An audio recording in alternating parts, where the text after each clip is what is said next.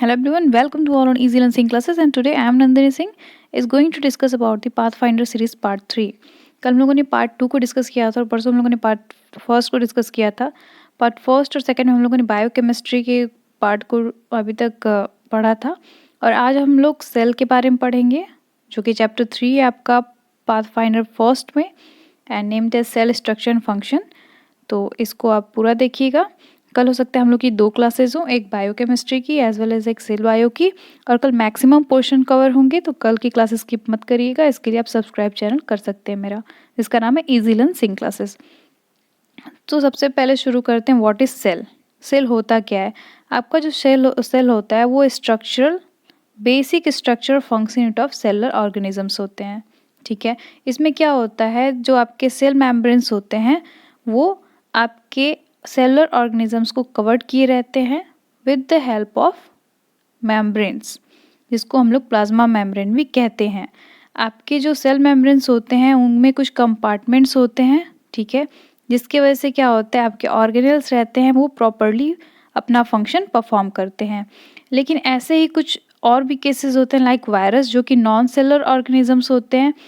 Non cellular किस लिए होते हैं? क्योंकि उनमें सेल नहीं होता, या फिर कह सकते हैं सेल लाइक स्ट्रक्चर जो होते हैं वो एब्सेंट होते हैं. ठीक है, तो आपका जो सेल था उसको पहली बार डिस्कवर किया था आपके रॉबर्ट हुक ने इन द ईयर 1665. उन्होंने पहली बार क्या किया, एक कॉर्क लिया, मीन्स एक पेड़ के कॉर्क को, उसके छाल को निकाल के विजुअलाइज किया माइक्रोस्कोप के अंदर. तो उन्होंने क्या देखा, सेल एक हनी कॉम लाइक स्ट्रक्चर देखा, जो कि आप इस फिगर में देख सकते हैं. और इससे उन्होंने एक टर्म को डिफाइन किया जिसका नाम था सेल. ठीक है, और ये जो आपका सेल है वो कहाँ से अराइज हुआ? सेल्यूला, जो कि एक लैटिन वर्ड है.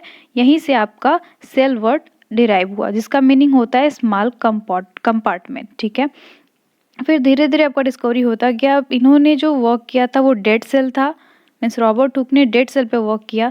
लेकिन इसके बाद जैसे जैसे डेवलपमेंट होता गया आपके एंटोन वैन ल्यूवेन हुक का एंट्री हुआ, और वो फर्स्ट पर्सन थे जिन्होंने कि लिविंग सेल को ऑब्जर्व किया अंडर माइक्रोस्कोप, और उन्होंने उसको नाम दिया एनिमल क्यूल्स, मीनिंग लिटिल एनिमल्स. ठीक है, और इसके बेसिस पे आपके जो सेल्स थे वो 2 पार्ट्स में डिवाइड हुए.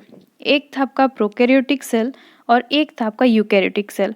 जो आपका प्रोकैरियोटिक सेल्स था उसमें क्या था, आपका जो न्यूक्लियाइज होते हैं वो मेम्ब्रेन बाउंड नहीं होते हैं.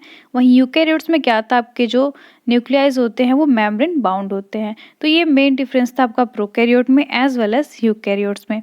फिर जैसे जैसे आपका डेवलपमेंट होता गया सेल थ्योरी हुई. सेल थ्योरी का इन्वेंशन किसने किया? स्लीडन शॉन और रॉडल्फ वर्शियो ने. इन्होंने बताया कि आपके जो सेल्स होते हैं वो प्री एग्जिस्टिंग सेल से अराइज होते हैं. ठीक है, और एक पर्टिकुलर टर्म दिया जिसका नाम था ओमनिस सेल्यूले सेलुला. ठीक है, फिर इनके अकॉर्डिंग कुछ आपके मॉडर्न सेल थ्योरीज के प्रॉपर्टीज़ को बताया गया. जैसे कि पहला ये प्रॉपर्टी था कि जितने भी सेलुलर ऑर्गेनिजम्स होते हैं वो एक या एक से ज़्यादा सेल से बने हुए होते हैं. ठीक है, दूसरा ये था कि आपके जो सेल्स होते हैं वो स्ट्रक्चर और फंक्शन यूनिट होते हैं लाइफ के, और जितने भी सेल्स होते हैं वो अराइज होते हैं प्री एग्जिस्टिंग सेल से by the process of division. ठीक है, एनर्जी फ्लो होता है आपका जो वो विद इन द सेल होता है, ये भी उन्होंने बताया. इनके अलावा उन्होंने ये भी बताया कि आपके जो हेरिडिटरी इन्फॉर्मेशंस होते हैं जो कि one parents to their offsprings transfer होते हैं वो किसके थ्रू होते हैं? डीएनए के थ्रू होते हैं. ठीक है, और आपके जो सेल्स होते हैं उनके जो कंपोजिशंस होते हैं वो सिमिलर होते हैं एक दूसरे से.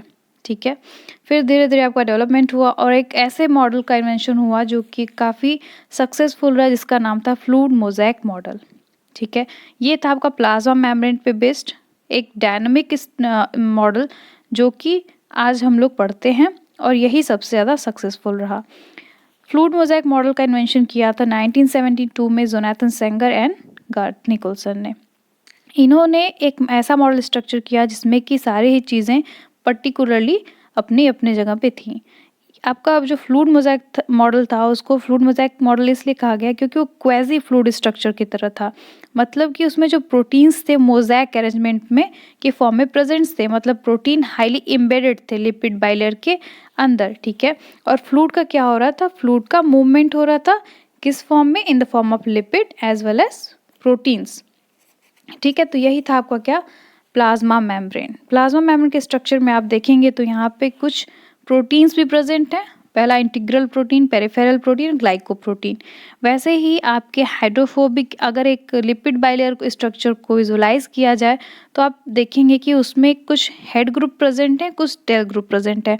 आप इस फिगर में देख सकते हैं लिपिड बाइलेयर के स्ट्रक्चर का जो टेल है वो एक दूसरे को फेस कर रहा है।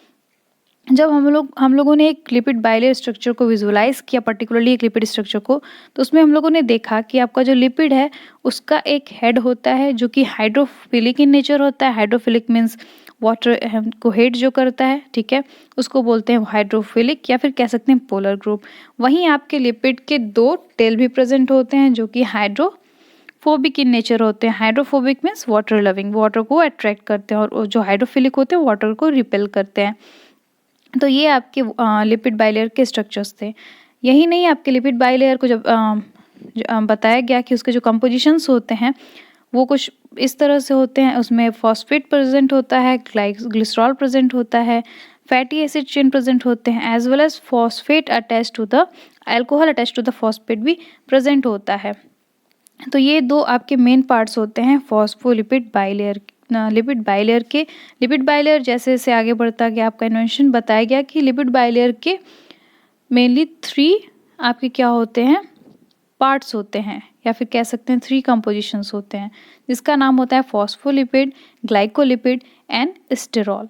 इससे पहले आपको ये जानना ज़रूरी है कि आपके जो लिपिड बाइलेयर्स होते हैं उनमें इंट्रैक्शंस कौन से होते हैं। तो आपके लिपिड बाइलेयर्स में इंट्रैक्शंस होते हैं वो होते हैं हाइड्रोफोबिक इंट्रैक्शन, ठीक है।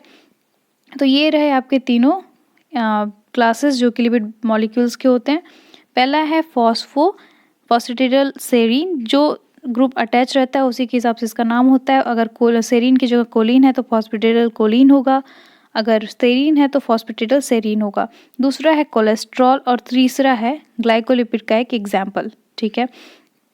तो आप पहले ये जान लीजिए कि फॉस्फोलिपिड होता क्या है। फॉस्फोलिपिड जो होते हैं वो आपके 4 कंपोनेंट से मिलकर बने हुए होते हैं। पहला होता है अल्कोहल, जिसमें कि आप ग्लिसरॉल या स्फिंगोसाइन कह सकते हैं। दूसरा होता है फैटी एसिड, तीसरा होता है आपका फॉस्फेट, और सबसे लास्ट होता है alcohol attach to the phosphate. ये रहा आपका ग्लाइकोलिपिड का स्ट्रक्चर, ठीक है। तो आपके जो ग्लाइकोलिपिड्स थे, फॉस्फोलिपिड्स थे, उसमें 2 पार्ट्स था, एक ग्लिसरोफॉस्फोलिपिड और एक था स्फिंगोफॉस्फोलिपिड। ग्लिसरोफॉस्फोलिपिड में ग्लिसरॉल प्रेजेंट होते हैं, वहीं स्फिंगोफॉस्फोलिपिड में आपके ग्लिसरॉल एब्सेंट होते हैं। बात करते हैं ग्लाइकोलिपिड की। ग्लाइकोलिपिड्स क्या होते हैं? ग्लाइकोलिपिड आपके कार्बोहाइड्रेट कंटेन करते हैं, चाहे वो मोनोसेक्राइड के फॉर्म में हो या ओलिगोसेक्राइड के फॉर्म में हो। कुछ सिंपल ग्लाइकोलिपिड्स होते हैं लाइक सेरिब्रोसाइड, जिसमें कि बस सिंगल शुगर रेसिड्यू प्रेजेंट होते हैं, लाइक ग्लूकोज एंड गैलेक्टोज। वहीं कुछ कॉम्प्लेक्स ग्लाइकोलिपिड होते हैं जिसको हम लोग ग्लोबोसाइड कहते हैं, जो कि ओलिगोसेक्राइड कंटेंट करते हैं, एग्जाम्पल गैंग्लियोसाइड, ग्लोबोसाइड की तरह, ठीक है। उसी तरह अगर हम लोग फॉस्फोलिपिड की बात करें तो उसमें कुछ मेजर फॉस्फोलिपिड्स होते हैं like phosphatidyl choline, phosphatidyl serine, phosphatidyl इथेनोलेमिन।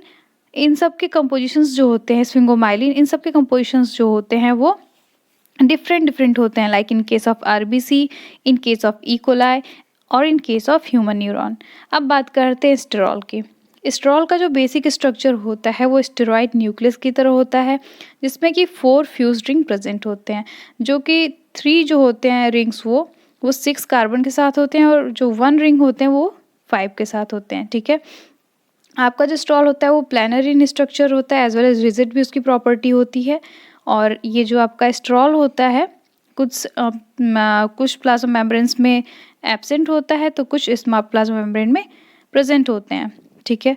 अब आपके जो स्टेरॉल्स होते हैं उनको हम लोग अलग अलग लिपिड ड्राफ्ट्स के केसेस में पढ़ते हैं, लाइक प्लानर के केस में, कैवल केस में, ये आपके लिपिड ड्राफ्ट्स होते हैं। आपके जो लिपिड बाइलेयर्स होते हैं उनके 3 फॉर्म्स होते हैं, ये हम लोग नेक्स्ट क्लासेस में पढ़ेंगे, मिसल बाइलेयर लिपोसोम। तब तक के लिए thank you so much. Please like and subscribe my channel.